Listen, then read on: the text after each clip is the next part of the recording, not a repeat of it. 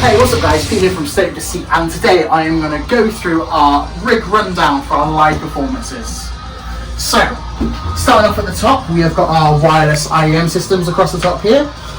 We run off two Deborah systems as our main systems. Not the most expensive systems in the world, however they have been pretty good so far. You can see we've got the boys' names on there and the frequencies. They are a little bit limited in what they can do. You can't scan, you just set and go pretty much from the off, and then we've got volume knobs here on the sides. And then my in-ears I run through a short PSM 300, so a little bit more flexibility with that.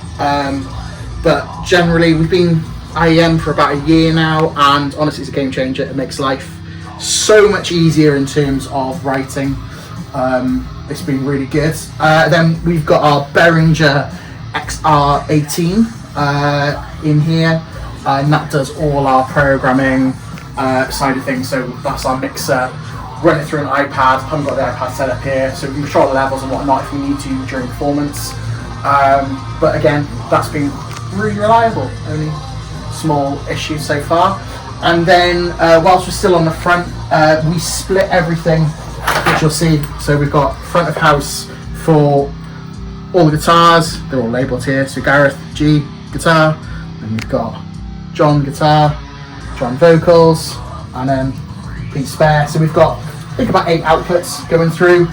And the last thing on the front is my wireless mic. So I'm running off a Shure SL-XD, not the modern one, the slightly older one. And then I am using if I grab a microphone for you, I'm using an SE V7 microphone, the MC1 variant, obviously for the Shure. Haven't gigged with it yet, I've just moved to it. I've been using a Beta 58 for the last few years, but I fancy giving this a go, and this sounds really good so far, so we'll see what it sounds like at gigs and what have you. This then runs into the receiver, obviously here, and then I split my vocal. The vocal goes into this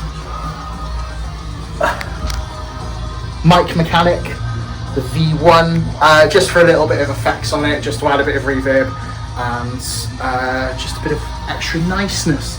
There is a little bit of pitch correction, but nothing major, nothing that's going to make me sound like that horrendous 2000s stuff. So don't worry about that.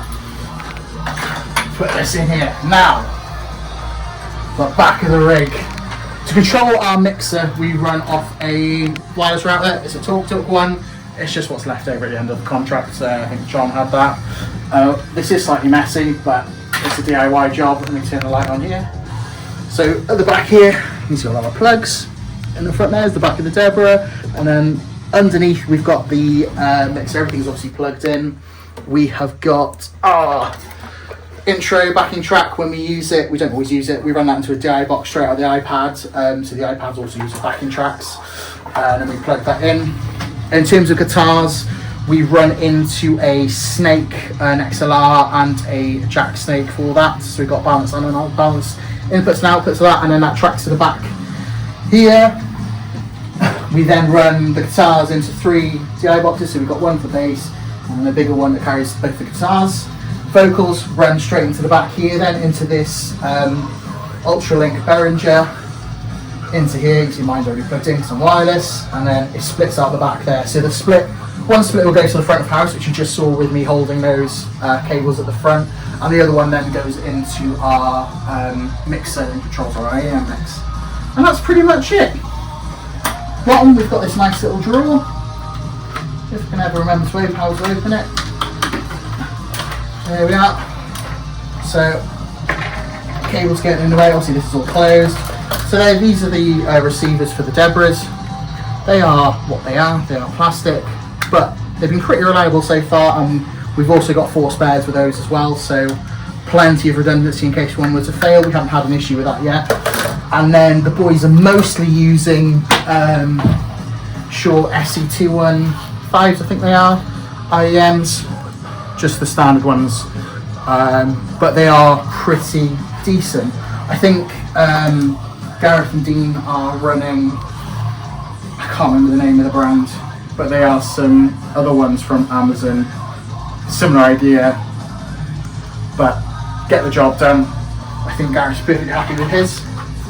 We did have some teething problems around sound when we first started, which is why all the boys did buy these to start with, but then we had some spare SC215s, or I had some spare SC215s from previous years, so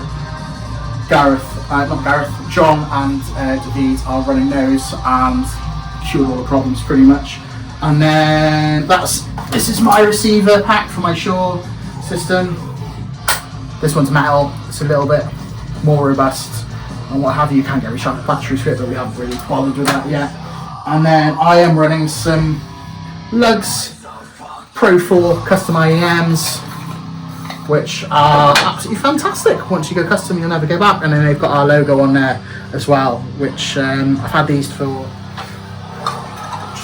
over a year now, and they've been truly fantastic. So if you look at the custom IEMs, definitely go check these guys out. Comes in a nice solid metal case as well. I think that's it. We've also got a light in the back. We've got a few redundancies as well, but nothing major. And it's very simply 2 plugs into the normal 3-point pin. If we're going abroad, we probably would look at a power distributor, but we haven't bothered with that yet. Haven't felt the need, haven't had any power issues yet. Obviously this is the start of our setup, we're still fine-tuning things. But overall, it's been pretty good so far. So yeah, if you catch us on the road, this is what you'll see.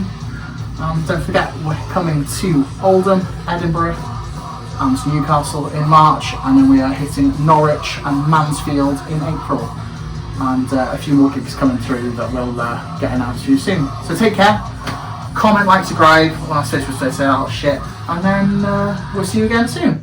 Take care, guys. I've lost my way into the undertow.